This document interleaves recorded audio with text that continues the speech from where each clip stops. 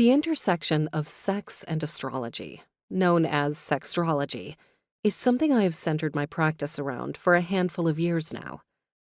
Sex is a fundamental part of life and is something I've seen many people, including myself, struggle to have a healthy, empowered relationship with, especially when it comes to truly understanding our own erotic nature.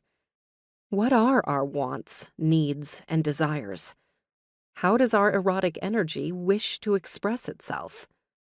How can we honor this part of ourselves in a truly authentic way? These are questions that can feel elusive to many of us for any number of reasons, but certainly in part because of the messages society still sends, even in our modern age. As somebody with their own sexual trauma, I have certainly struggled with sexuality, and it can be difficult to find avenues to explore all that it encompasses in a way that feels safe and free of shame. That's where astrology comes in. The birth chart is an invaluable tool for knowing ourselves.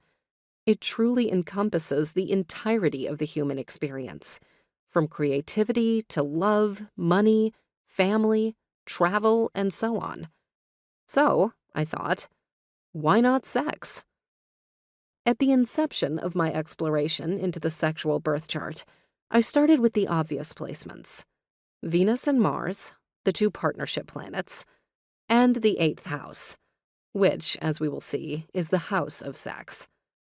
Through both exploring my own chart, which contains plenty of overtly sexual energies, and giving readings tailored specifically to sexual expression, my view on the erotic energies of the chart began to expand, until it became clear to me that every single piece of the chart can be used to deepen our understanding of the eroticism that courses through each of our beings, bodies, minds, hearts, and souls.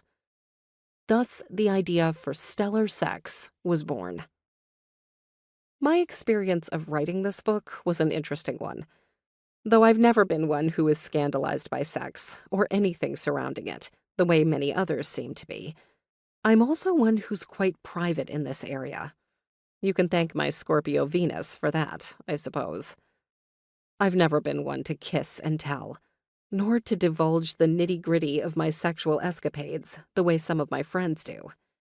There's nothing wrong with that, of course. It's just not who I am. So when it came time to sit down and start talking about sextrology, I had to determine the best way to approach this subject. All that is to say, this book is not a how-to. While there are suggestions on some things to try in order to really honor the planetary energies in a chart, this book is more about understanding the wants and needs of your chart through a sexual lens. Thanks largely to my Virgo Mercury in the 12th house, I believe that a key component of the spiritual journey involves real, tangible examples and understanding.